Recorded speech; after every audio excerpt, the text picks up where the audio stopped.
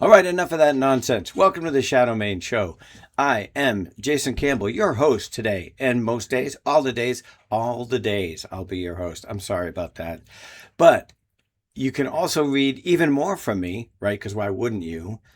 On our shadowmain.com blog. You've been reading this for 4 years, so you know this kind of thing.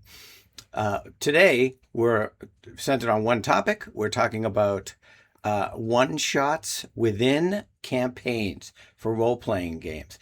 I am excited to talk about this, but nobody wants to hear just me, so I brought on my friend Wes Allen from DM Tales. Say hello, Wes.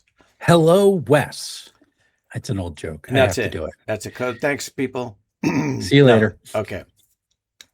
So, the Shadow Main Show, we talk briefly about this subject with my guest and me and the community. You can join our community discussion on our Discord server, our private email list. You can follow me on social media where we post topics ahead of time, have a whole discussion, and then bring them to the show and publish them on our blog. So we're going to talk about this, and we're going to read a bunch of quotes from the discussion on our Discord. If you want to get involved, just email me at shadowmainrpg@gmail.com. Everybody knows that. So let's talk about something that I hope they know. Maybe they don't. Wes, tell us what DM Tales is.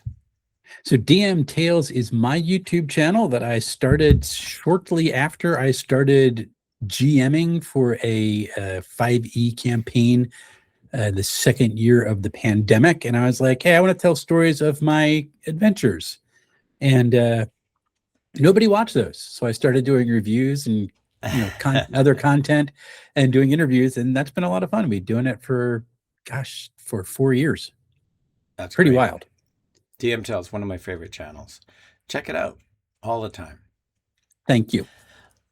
All right, so our topic for today is imagine you're playing in a long-term fantasy TTRPG campaign, say at least a year long.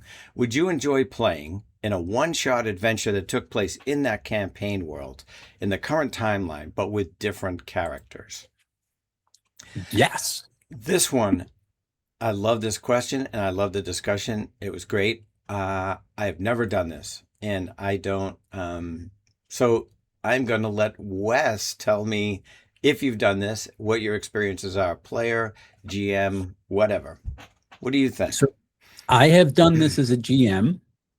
I was running a basic fantasy RPG game for a better part of 3 years. Nice. And about a year into it, maybe a year and a half, there was an organization called Play Cancer Away, which was all about folks who are going through a cancer journey. They're either caregivers or they're going through it themselves. And would you be willing to play a 4-session mini campaign? So it wasn't just a one-shot, it was a 4-session mini campaign to offer this to the community to help people out. And it was right about the time that my wife was wrestling with her cancer journey with breast cancer. And so I was like, yeah, this is something I would like to do. And I ended up running a 4-session campaign that was set in the basic fantasy campaign world.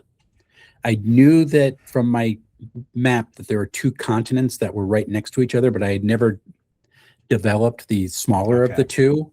And it was definitely much more kind of deserty and very small habitable areas. Right. And so I was like, okay, what do I do for this? I'll put them on the other continent, and how am I going to link it?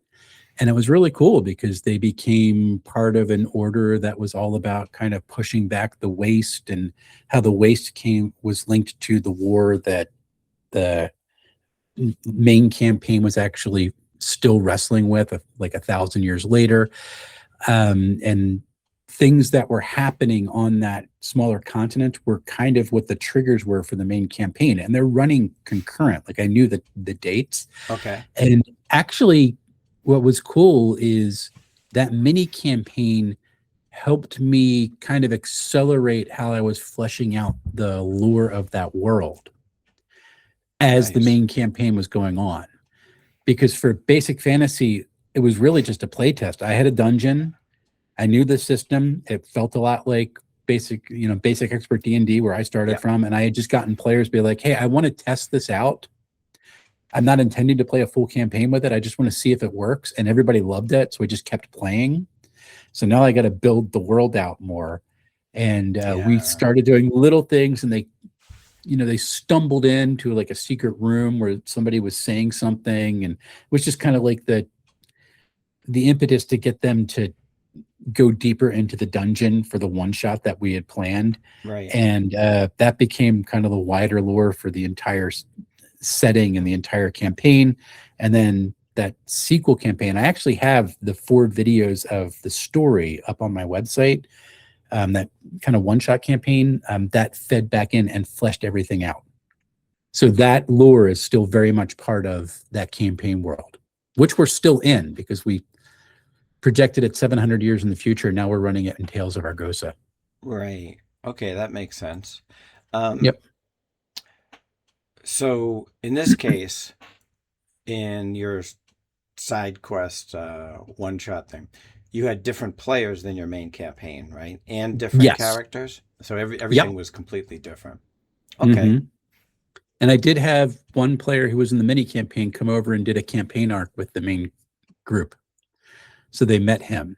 So they could Okay. actually there was overlap, which was kind of fun. When you did your main group, did they know? So it sounds like what happened in the side thing affected your main campaign, right? Or Yes. could have anyway. Well, it was already affecting the main campaign. It's just they didn't know how. I mean, I didn't know how. We just knew that there was this old struggle was Yeah. getting to simmer up again, and there was no explanation for how in the main campaign. And in that little side mini campaign, that's where all that lore came in to And did the explain it. did the players in your main campaign know that's how that story was built Yeah, with I've another told side them. quest?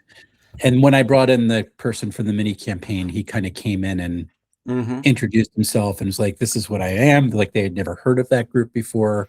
That's great. Yeah, it's really cool. So everybody was on board too. Very much so. Cool. I'm hitting allergy season, so if you hear me like snorting and something, it's the trees are starting to try to kill me again. It's great. Yeah, mine are transitioning. I don't have much of a break anymore from my No, spring not to really. summer allergies. All right, we have a lot of quotes from our community, people who jumped in. Um, let's see what our first one is. Okay, our first quote comes from Mama Strange, who says, "We have especially played prologue one shots in a campaign I am in when a player couldn't join." We're going to see this in some of the quotes. They added to the world building. Sounds similar to yours, but more in Hmm. a one shot versus a side quest kind of thing. Yeah, Yeah. I kind of like that. I'd be interested to know. I'll have to go and read the longer quote. Are they using the same characters for these prologue one shots? Are like reducing them in level, or are they? Is it a separate group and kind of Yeah. like we're doing this and that sets the world in motion somewhere else? So I'd be Right. interested to know about that. Yeah. Yeah, it's a good point. I think in a lot of these cases it's playing different characters, but um, there's a lot of different occasions here. Yep. So our next quote comes from Sir James, and I want to underline, as Wes said, a lot of these discussions are much longer. So Sir James gave us several examples, for instance, of times when they've done this. You can read their entire discussion at shadowmain.com in the blog itself. But here's one of his instances. He said yes. Once we played a side story featuring a different party of adventurers the main party had heard about and encountered once or twice. So in Hmm. this case, I think we've got the same players, but all of them playing different characters that otherwise are NPCs, right? It's always a fun time. Yeah. The Dungeon Minister, if you've ever heard of his channel, Okay. he tells the story of his family's Beckme campaign, but he has a little bit of a small convention up there called Clericon, which is one of the inspirations for EcclesiaCon. And every year he runs a Beckme adventure in his world, concurrent with his family's campaign. And those players, and I think they've come back like for 2 years in a row, but they do things that affect the main campaign, and they have met those players as NPCs or those characters as NPCs. which is That's kind of great. fun. So he just brings it back every year for cleric and be like, yeah, you're part of this world now. Go ahead. I love that concept. I think it's a lot of fun. Yeah. And I mean, in a way, this goes back to the before times, before even you and I were playing, if anybody remembers that, right? Because supposedly that's how Gyjax and Arneson's early campaigns were, that if you played in Greyhawk, like you wanted to show up all the time because you might miss something, but also a bunch of people played on Wednesday. That affects what you did on Saturday. Yep. Yeah. Good old Okay. West Marches. Yeah. Yeah. Right. Uh, we'll do an episode on West Marches at some point too, because there are some specifics there that are awesome to talk about. Yeah. Our next quote comes from the Merlotron, who does say that they mostly do one shots, but he said for a one shot break from the regular campaign, my preference is to usually to play a different system or setting. I guess those are two very different things for me. But there's more than one quote in here that talks about that, playing a different system, that I do a side quest and it's somewhere else. Yeah, it's certainly less work Yeah, because you don't have to worry about weaving in what the characters do or retconning something. And I do that a lot, specifically if it's a system that we're playing currently where character creation is a little bit of a extended yeah, trip, shall we say. So if we have like 2 or 3 players who can't play that week, I'll grab a system that I can run really fast. Oftentimes it's streamlined superheroes because you can make a character in about 30 seconds. But so I do understand that. And sometimes I just want a break to run another system. yeah. That's true. Like, we're not going to run this typical thing this week because I need a break and I want to go try this other thing, and I'll run a one shot of this and Yeah, we'll get back to it. So I totally understand that. And I will say I have not done side quest in my main campaign with regularity. That one 4-session arc was really the key for it. right. But I got a couple folks who are not part of my main playing group who would really like to try out specifically Tales of Argosa, thinking Elder Goblin himself, Jorben, that I might set up a side campaign somewhere else and have it affect what they do. But I have to plan for that. So it's a little bit more work. Yeah. I should say, I don't think this falls exactly into what we were talking about today, but I ran a long time 5e campaign set in Monty Cook's Tolus setting. And there's one location that the players went into, and when they went in there, they were in the darkest house. So, and then not the entire darkest house. I had subset it to a smaller, like 2-shot. So then we played the darkest house until they found a way to escape. I always wanted to try that with Numenera because you can send someone into the data sphere and just say all reality settings are on and you're a different character. So you could play anything and suddenly, oh no, psych, you're really your same characters. Let's weave you back in now. Yeah. I mean, in the data sphere, you could basically play the Strange. Or the Strange, yeah. You could do that too. Works. They have different ways to do that insanity. Yeah. Darkest House is different though. Do a separate session 0. Make sure they're on board for it. I will stay away from the Darkest House. I've heard stories, and that is not my shtick. So I'm a little terrified. Your opening terrifies me. You think I'm playing the Darkest House?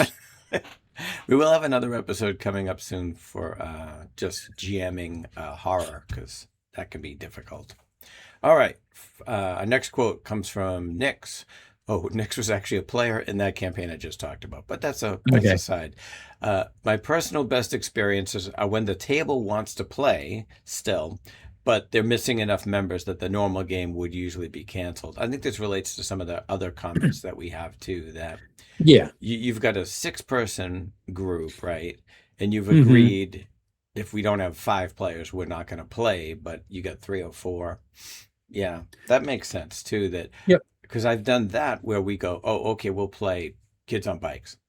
But you could do, I need to play Kids on Bikes. We'll just pull some pre-gens and then do another And campaign in the town that nobody's been to yet, right? I mean, that's probably how I'm going to end up getting to run Coriolis the Great Dark.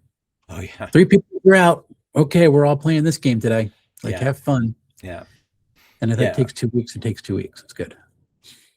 I think in that situation, it's usually going to work best if you have pre-gens ready, because if you're Yeah. playing 5e, Pathfinder, even Cipher, Hmm. character creation will take half your session. So Takes a while. The Cypher character generator is helpful. it is. If everybody's on board there, go push the random button, or even just Oh, fill it so much out. fun. Yeah. The new one looks really cool. I'm going to do a thing on that. And Coriolis and Free League apparently is doing their own little version of D&D Beyond, which you can talk about at some point. Yeah. And they're going to have character creation. So there's ways to speed it up. But if you really want to I want this to be my character, that takes a long time. Yeah. So I do pre-gens for things like that. Like I have 2 crews of Right. Coriolis, the Great Dark characters that can run in that system if I ever want to do a one shot. Right. So, yep. All right. We have another quote from Gamer Mom Luna. I've done Who's this. that? Yeah. I don't know. I think I've met her once. Either that or she's right upstairs. Yeah, she lives in your house. Yeah. I've done this as a way to play my character in a different system. So she was playing a Pathfinder 1E game, and they did a dream sequence in 5e. So now we've got the same players and the same characters, but you're retrofitting your character with 5e.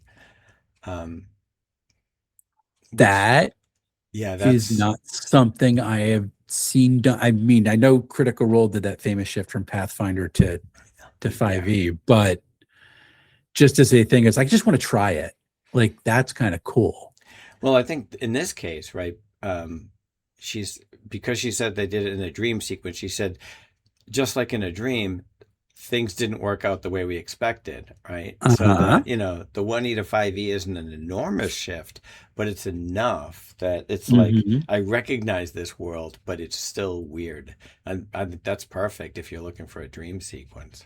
Well, seriously, because I never played, 3X Pathfinder 1. Yeah. But I know that there's, all the feat chains and all that sort of stuff that you can do. And, it'd be interesting playing a character who's like, I'm going to do this now. That doesn't exist anymore. And just have them stand there going, I don't know why doesn't that work anymore?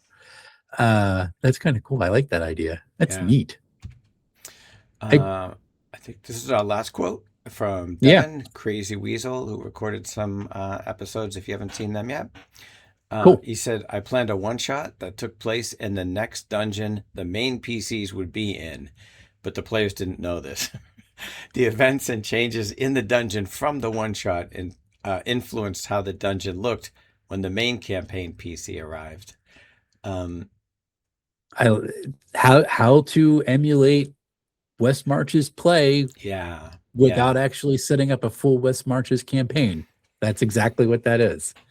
Yeah. And I love it. I think that's a great idea. Yeah. And it underscores what we talk about a lot, that consequences have actions, right? That whatever you left for the next guys, well, you're the next guys. So wait, we want to talk to the goblins. No, they don't do that anymore.